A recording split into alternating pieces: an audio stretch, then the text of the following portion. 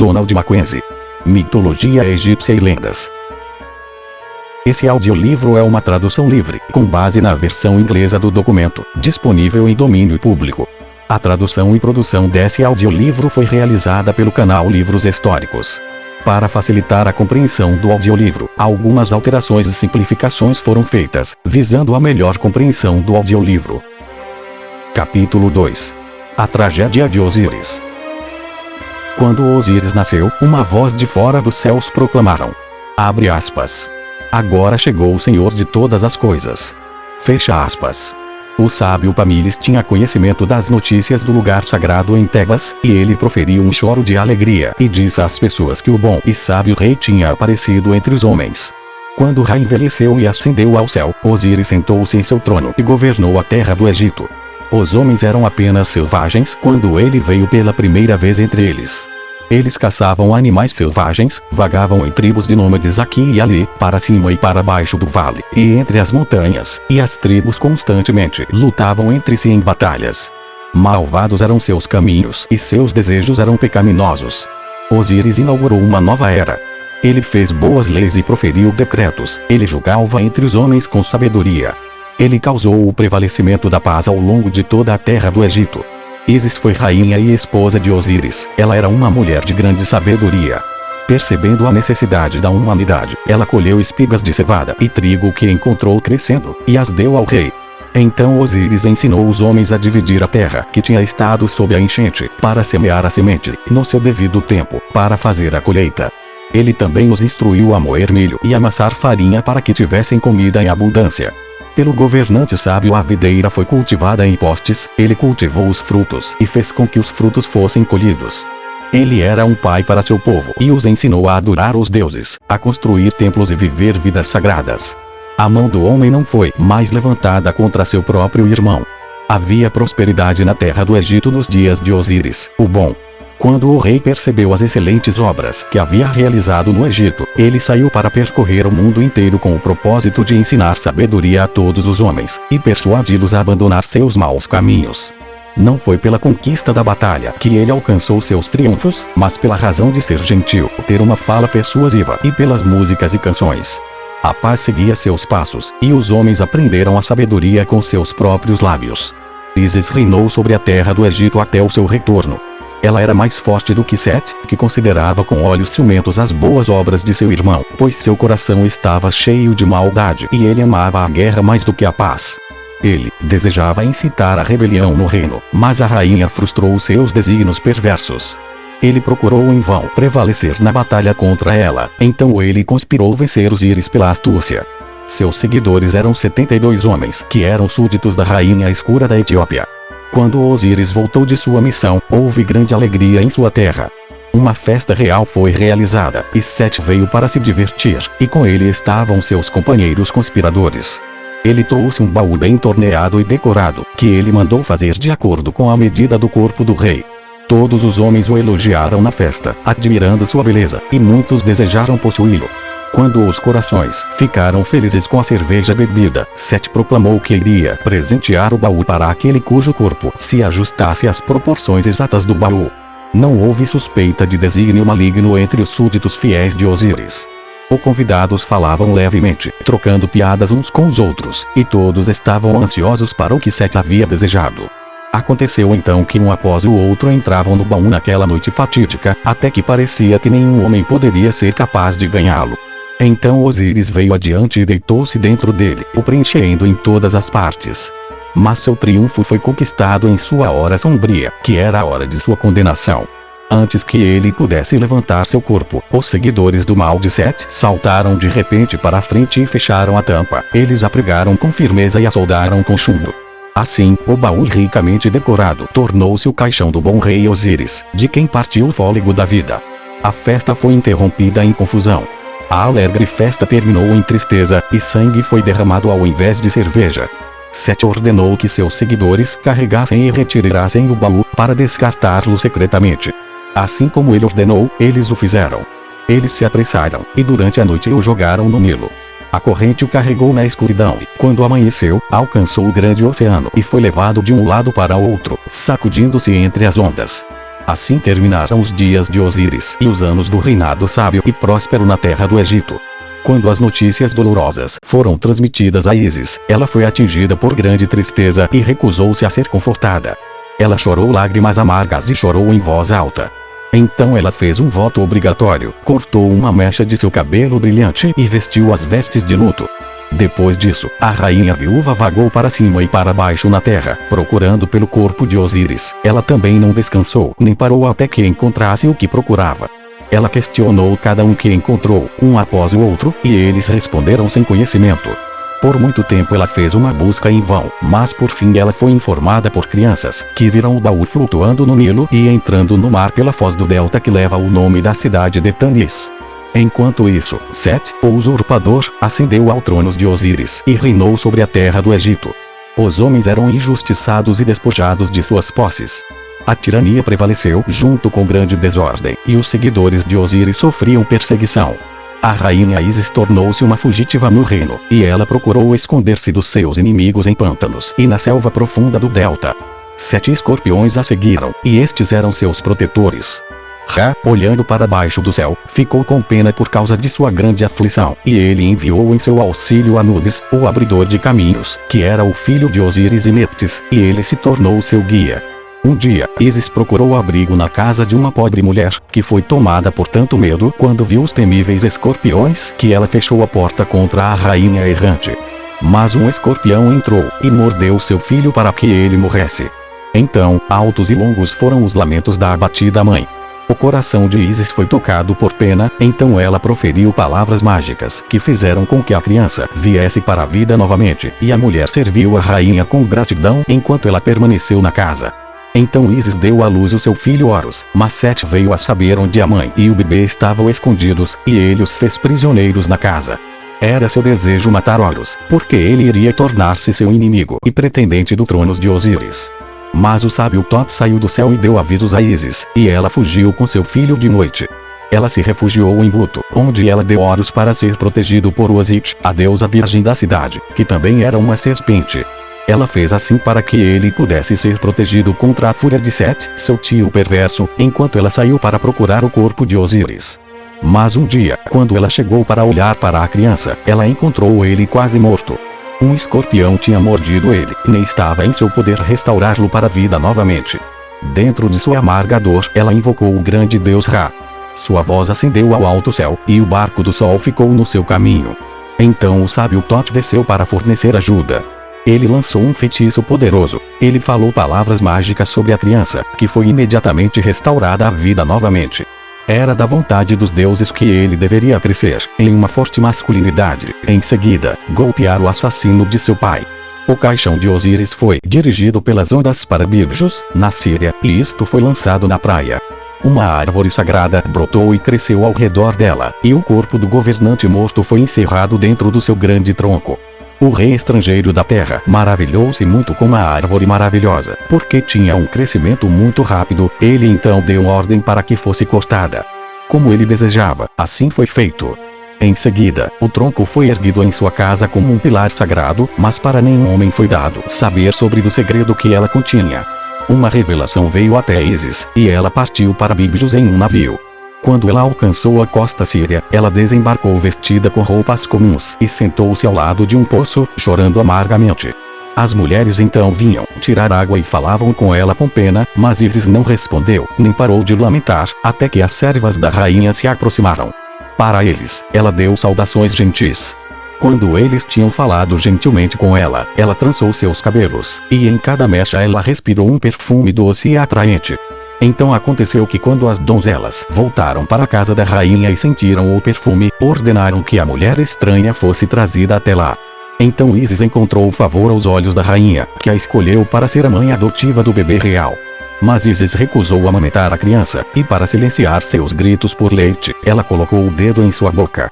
Quando a noite chegou, ela fez fogo para queimar sua carne, e tomou a forma de uma andorinha e voou, proferindo gritos quebrados de tristeza ao redor do pilar sagrado que continha o corpo de Osíris. Nesse momento por acaso a rainha se aproximou e viu seu bebê nas chamas. Ela imediatamente o arrancou, mas embora ela tivesse resgatado seu corpo, ela fez com que ele tivesse a imortalidade negada. Ísis novamente assumiu sua forma habitual, e ela confessou à rainha quem ela era. Então ela pediu ao rei que o pilar sagrado fosse dado a ela. A bênção foi concedida e ela cortou profundamente o tronco e retirou o baú que estava escondido nele. Abraçando-o ternamente, ela soltou gritos de lamentação tão amargos e agudos que o bebê real morreu de terror. Então ela consagrou o pilar sagrado, que envolveu em linho e ungiu com mirra, e depois foi colocado em um templo que o rei mandou erguer a Ísis, e por longos séculos foi adorado pelo povo de Bibjos. O caixão de Osíris foi levado para o navio em que a deusa rainha tinha navegado para a Síria. Então ela subiu a bordo e levou com seus mâneros, o primogênito do rei, e foi para o mar. O navio acelerava e a terra sumia de vista. Ísis ansiava por ver mais uma vez o rosto de seu marido morto, e ela abriu o baú e beijou apaixonadamente seus frios lábios, enquanto lágrimas escorriam de seus olhos. Mâneros, filho do rei da Bibjos, veio furtivamente atrás dela, perguntando-se que segredo o baú continha. Ísis olhou em volta com raiva, seus olhos brilhantes o cegaram e ele caiu morto no mar. Quando Ísis chegou à terra do Egito, ela escondeu o corpo do rei morto em um lugar secreto, e se apressou em direção à cidade de Buto para abraçar seu filho Horus. Mas de curta duração foi seu triunfo. Aconteceu que Sete veio caçar o javali na lua cheia na selva do delta. E ele encontrou o baú que Ísis havia levado da Síria. Ele fez com que fosse aberto, e o corpo de Osíris foi retirado e rasgado em 14 pedaços, que ele lançou no Nilo, para que os crocodilos pudessem devorar eles. Mas esses répteis tiveram medo de Ísis e não tocaram no corpo. E eles foram espalhados ao longo das margens do rio, e um peixe engoliu o pênis de Osíris. O coração de Ísis encheu-se de tristeza quando ela viu o que Sete tinha feito. Ela fez para si um barco de papiro e navegou para cima e para baixo nas águas do delta, em busca dos fragmentos do corpo de seu marido, e por fim ela achou todos eles, exceto a parte que foi engolida pelos peixes. Ela enterrou os fragmentos onde eles foram encontrados, e para cada um ela fez uma tumba. E depois de alguns dias, templos foram erguidos sobre as tumbas, e nestes Osíris foi adorado pelas pessoas por longos séculos. Sete continuou a governar o Egito e perseguiu os seguidores de Osíris e Ísis no delta dos pântanos e ao longo do litoral ao norte. Mas Horus, que era o rei legítimo, tornou-se um homem forte. Ele, preparado para o conflito que se aproximava, tornou-se um guerreiro forte e valente. Entre seus seguidores estavam trabalhadores astutos em metal que eram chamados de ferreiros, e brilhantes e afiadas eram suas armas de guerra. O falcão do sol foi brazonado em seus estandartes de batalha. Uma noite Osíris apareceu para Horus em uma visão durante seu sonho. O fantasma de Osíris incitou a matar Definir, servo por quem ele tinha sido traiçoeiramente condenado à morte, e Horus prometeu conduzir o seu tio maligno e todos os seus seguidores para fora da terra do Egito. Então juntou seu exército e saiu para a batalha. Sete veio contra ele em Edifu e matou muitos de seus seguidores. Mas Horus tinha a ajuda das tribos que permaneceram fiéis a Osíris e Ísis, e a Sete foi novamente atacado e conduzido em direção à fronteira leste. O usurpador proferiu um grande grito de tristeza quando ele foi forçado a lutar. Ele descansou em Zaro, e foi a última batalha travada. Foi travado por muitos dias, e Horus perdeu um olho. Mas Sete ficou ainda mais gravemente ferido, e por fim foi expulso com seu exército do reino. É dito que o deus Tot desceu do céu e curou as feridas de Horus e Sete. Então o matador de Osíris apareceu perante o conselho divino e reivindicou o trono. Mas os deuses julgaram que Horus era o rei legítimo, e ele estabeleceu seu poder na terra do Egito, e se tornou um governante sábio e forte como seu pai Osíris. Outra versão da lenda relata que quando os fragmentos do corpo de Osíris foram recuperados do Nilo, Ísis e Népites lamentaram sobre eles, chorando amargamente. Em um dos cantos do templo, Ísis exclama, abre aspas, deuses e homens diante da face dos deuses, estão chorando por ti ao mesmo tempo que eles me olham. Eu invoco-te com lamentação que alcança o alto do céu. Embora tu não ouça a minha voz. Veja. Eu, tua irmã, eu te amo mais do que toda a terra. E tu não amas outro como tu amas a tua irmã. Fecha aspas. Népites chora, e diz. Abre aspas. Subjuga toda a tristeza que está no corações de nós, as tuas irmãs. Viva para nós, que desejamos te ver. Fecha aspas. As lamentações das deusas foram ouvidas por Ra, e ele enviou do céu o deus Anubis, a quem, com a ajuda de Tot e Horus, uniu as porções cortadas do corpo de Osíris, que eles envolveram em bandagens de linho. Assim teve origem a forma da múmia do deus. Então Alá da Ísis pairou sobre o corpo, e o ar das suas asas entraram nas narinas de Osíris de modo que ele foi trazido à vida mais uma vez. Posteriormente, ele se tornou o juiz e rei dos mortos. Os ritos funerários egípcios foram baseados nesta lenda. Na cerimônia promulgada na capela da tumba, duas mulheres, que são parentes do falecido, tomam as partes de Ísis e Neftis, e recitam fórmulas mágicas para que os mortos possam retornar à vida e estarem aptos a passar no rol do julgamento e no paraíso. Osíris e Ísis, o rei e a rainha tradicionais das antigas tribos egípcias, foram identificadas com as divindades que simbolizavam as forças da natureza, e estavam devidamente associadas aos ritos agrícolas. A fertilidade da estreita faixa do país no Vale do Nilo depende do rio Nilo, que aflui em suas margens todos os anos e traz solo fresco das colinas. O rio está em seu ponto mais baixo entre abril e junho, o período é de inverno. Alimentado pelo derretimento da neve nas colinas da Abissínia e pelos lagos equatoriais, que são inundados durante a estação das chuvas, a elevação gradual do rio torna-se perceptível em meados de junho.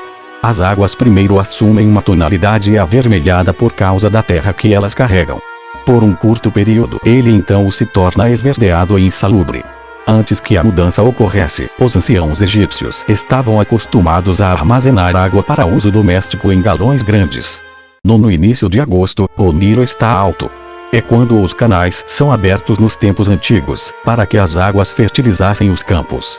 Wilkinson escreve, abre aspas, os camponeses tinham o cuidado de remover os rebanhos das terras baixas. E quando uma erupção repentina da água, como se fosse o estouro de um dique, ou um inesperado aumento do rio, a água transborda os campos e pastagens. Eles corriam para o local, a pé ou em barcos, para resgatar os animais e levá-los para um lugar mais alto, acima do alcance da inundação.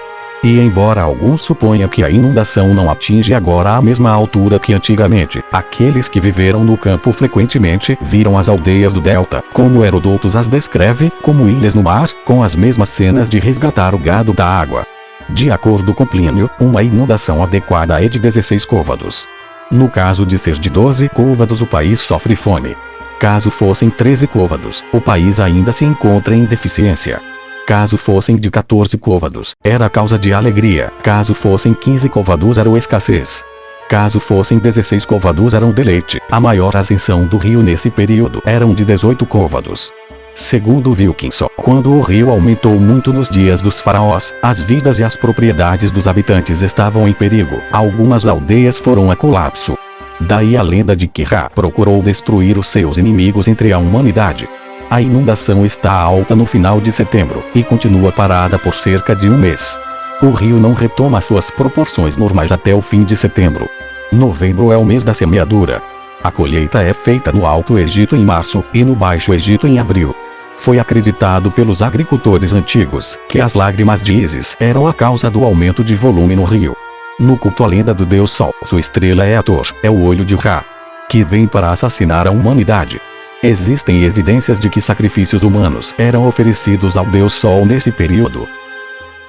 Lani, em sua obra intitulada Maneiras e Costumes dos Egípcios Modernos, relata que a noite de 17 de junho é chamada de a Noite da Queda, porque é acreditado que existe uma queda milagrosa que cai no Nilo, fazendo com que ele inunde.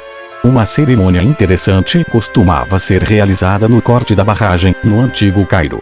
Um pilar redondo de terra era formado, e era chamado de noiva, e as sementes eram lançadas no topo. Lani diz que um antigo historiador árabe foi informado de que os egípcios eram acostumados a, no período em que o Nilo começava a subir, a enfeitar uma jovem virgem com roupas alegres e jogá-la no rio, como um sacrifício para obter uma inundação abundante. Quando os antigos egípcios tinham arado seus campos, eles faziam um grande festival em que o deus da lua era invocado e adorado, sendo apresentado em sua forma animal, simbolizando o princípio gerador. Então a semeadura toma lugar, em meio a lamentações e luto pela morte de Osíris. O ser divino foi enterrado na terra, as sementes eram os fragmentos de seu corpo. É feita referência a este antigo costume no Salmo 126. Abre aspas. Os que semeiam em lágrimas colherão com alegria. Aquele que leva a preciosa semente, andando e chorando, voltará, sem dúvida, com alegria, trazendo consigo os seus frutos. Fecha aspas. Quando as operações de colheita começaram, os egípcios prantearam porque estavam matando o espírito do milho. Diodoro Siculus conta que quando o primeiro punhado de grãos foi cortado, os ceifeiros egípcios bateram no peito e lamentaram, chamando Ísis. Quando, no entanto, todos os feixes foram trazidos dos campos, eles se alegraram grandemente e mantinham sua colheita de casa. Tanto Osíris quanto Ísis foram originalmente identificados como os espíritos do milho. O primeiro representou o deus da terra, e o último a deusa da terra. Mas após a união das tribos, que adoravam as encarnações humanas das antigas deidades, as concepções rivais foram unidas. Como resultado, percebemos que a inundação simboliza ora o princípio masculino, ora o princípio feminino. O deus do Nilo, Apim, é relatado como um homem com seios femininos.